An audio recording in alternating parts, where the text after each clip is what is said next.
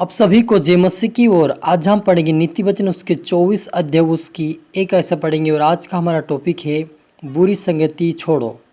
तो यहाँ पर लिखा है बुरे लोगों के विषय में डाह ना करना और ना उनकी संगति की चाह रखना, क्योंकि वे उपद्रव सोचते रहते हैं और उनके मुंह से दुष्टता की बातें निकलती हैं।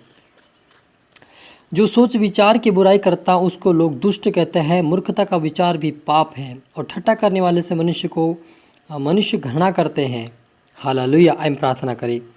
धन्यवाद मेरे ईश्वर आजा प्यार प्रभु जी, मेरे पिता परमेश्वर, आज के वचन आज के कलाम से मेरे पिता हर एक से बातें करें प्रभु जी। आज का वचन हर एक के जीवन में पिता आशीष और बदलाव लेकर आए पिता। और आज से वाक्य पवित्रताई में प्रार्थना वचन बढ़ने पर आपके राज्य की वारिस बिना सुना दे प्रभु यीशु मसीह। प्यार प्रभु जी, आप मेरे मुख से होकर हर एक से बातें करें। आज का वचन हर एक के जीवन में पिता आशीष लाए पिता। सारी बातों के लिए धन्यवाद स्वपुत्र आत्मा सौंपते हैं। ये प्रार्थना दुआ यीशु तेरे बेटे मधुर नाम से मांगते हैं, आमीन। तो मेरे अजीज, यहाँ पर हमने पढ़ा नीति वचन 24 अध्याय उसकी एक ऐसे पढ़ा कि बुरे लोगों के विषय में डाहा ना करना और ना उनकी संगति की चाह रखना, क्योंकि वे उपद्रव सोचते रहते हैं और उनके मुंह से दुष्टता की बातें निकलती हैं। और 8 आयत के अंदर लिखा कि जो सोच विचार की बुराई करता है उसको लोग दुष्ट कहते हैं। मूर्खता का विचार भी पाप है और ठट्ठा करने वाले से मनुष्य घृणा करते हैं। हालेलुया। और जो मार डाले जाने के लिए घसीटे जाते हैं उनको छुड़ा, और जो घात किए जाने के हैं उन्हें मत पकड़ा। हालेलुया। यहाँ पर लिखा कि बुरे लोगों के विषय में डाहा नहीं करना है। मेरे अजीजों, यदि हमने उनको वचनों के द्वारा समझाया सिखाया फिर भी वे गलत काम करते रहते हैं, ऐसे लोगों को हमें उनके विषय में डाहा नहीं करना है और उनकी संगति भी हमें नहीं करना है। हालेलुया। और हमें सोच विचार करके किसी के बारे में हमें बुराई नहीं करना है। अगर जो करता है उसे प्रभु यीशु मसीह दुष्ट कहता है, क्योंकि हम सोच विचार के अनुसार किसी ऊपर दोष नहीं लगा सकते हैं। और वो कहता है, परमेश्वर कहता है कि जो मार डालने जाने के लिए घसीटे जाते उनको छोड़ा, और जो घात किए जाने को उन्हें मत पकड़ा। यदि तू कहे कि देख मैं उसको जानता ना था, तो क्या मन का जांचने वाला इससे नहीं समझता? क्या तेरे प्राणों का रक्षक इससे नहीं जानता? और क्या वह हर एक मनुष्य के काम का फल उसे ना देगा?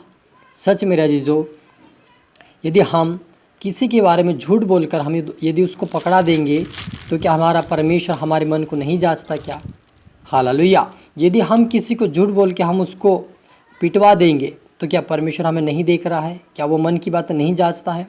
तो यहाँ पे लिखा कि यदि हम दुष्ट लोगों की संगति करेंगे, उनकी चाह रखेंगे, उनकी साथ देंगे, तो ऐसे लोगों को परमेश्वर कहता है कि उनको परमेश्वर उनका प्रतिफल एक दिन देगा जो कर्म करेगा।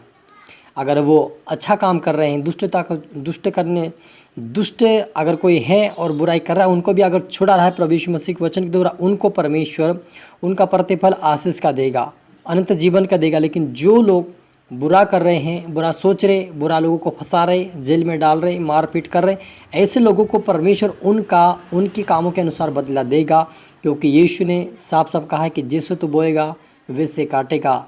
आप आज क्या बोल रहे और क्या करें आप खुद ही समझ लीजिए और जान लीजिए, और प्रभु यीशु मसीह को अपने आप को समर्पित करें ताकि वो आपको इस पापों से बाहर निकाले।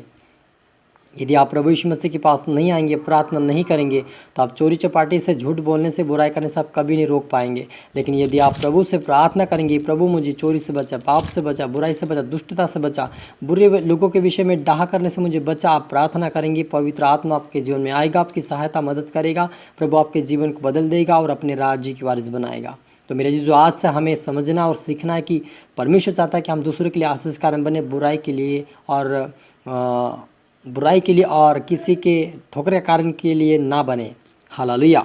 और यहाँ पर नीति वचन 24 के 15 में लिखा है कि हे दुष्ट, तू धर्मी के निवास को नष्ट करने के लिए घात में ना बैठ और उसके विश्राम स्थान को मत उजाड़, क्योंकि धर्मी चाहे 7 बार गिरे तो भी उठ खड़ा होता है, परंतु दुष्ट लोग विपत्ति में गिर कर पड़े ही रहते हैं। हालेलुया। मेरा जीजो, यहाँ पर बहुत ही बड़ा अच्छा पॉइंट परमेश्वर के वचन में लिखा है कि यदि कोई धर्मी के विषय में उसको गिराने का सोचेगा, उसको पकड़ाने का सोचेगा, उसके ऊपर चोरी का इल्ज़ाम डालने का सोचेगा, तब भी परमेश्वर उनको बचाएगा, उनके स्थान को उजाड़ नहीं करेगा। लेकिन वो कहता है कि यदि वो 7 बार गिराने की कोशिश करेंगे तब भी वे उठ खड़े हो जाएंगे, चलेंगे, दौड़ेंगे, परमेश्वर की महिमा करेंगे।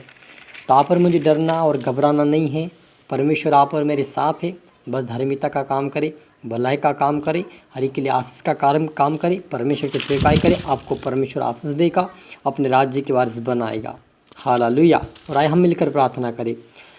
धन्यवाद मेरे आसमानी खुदा, प्यार प्रभु जी, आज के वचन, आज के कलाम से मेरे पिता, हम हर एक से बातें क्या धन्यवाद प्रभु। सच मेरे पिता, जो भी आपके बेटा बेटी पिता परमेश्वर आपकी भलाई में लगे हैं, आपके काम में लगे, आपकी सेवका में लगे पिता, उनको प्रभु उठा कर खड़ा कर पिता। यदि वो गिर गए हो तो फिर से उठा, उनको प्रार्थना वचन बड़ा मेरे पिता। रात से किसी के विषय में डहा करने वाले, किसी के ठोकर का कारण ना बने, लेकिन पवित्रता का जीवन जीकर दूसरों को बचाने वाले और आपके राज्य में प्रवेश करवाए, ऐसा इनका जीवन बना और इनके द्वारा इनके परिवार को बदल मेरे पिता। तेरे स्वर्गीय राज्य के वारिस बना, आशीष बरकत दे मेरे पिता। सभी को हाथ में सौंपते, प्रार्थना सुना, आशीष क्या धन्यवाद मेरे यीशु राजा। ये प्रार्थना दुआ यीशु तेरे मीठे मधुर नाम से मांगते हैं, आमीन। तो मेरा जीजो, मैं आशा करता हूँ इस वचन से प्रभु आपसे बातें किया होगा। अब इसको दोबारा सुनिए, लाइक करें, शेयर करें, सब्सक्राइब करें, ताकि प्रभु आपको दुगनी आशीष दे। और आप सभी को फिर से मेरी तरफ से गॉड ब्लेस यू ऑल। तो मेरे अजीज़ो, ये channel Jesus is my great ministry channel इसका नाम है, और आप इसको सपोर्ट करें। परमेश्वर आपको आशीष देगा, ताकि जहाँ आप तक वचन नहीं पहुँच पा रहे वहाँ पर आप पहुँचाएँ, शेयर कर दें, ताकि प्रभु आपको दुगनी आशीष दे।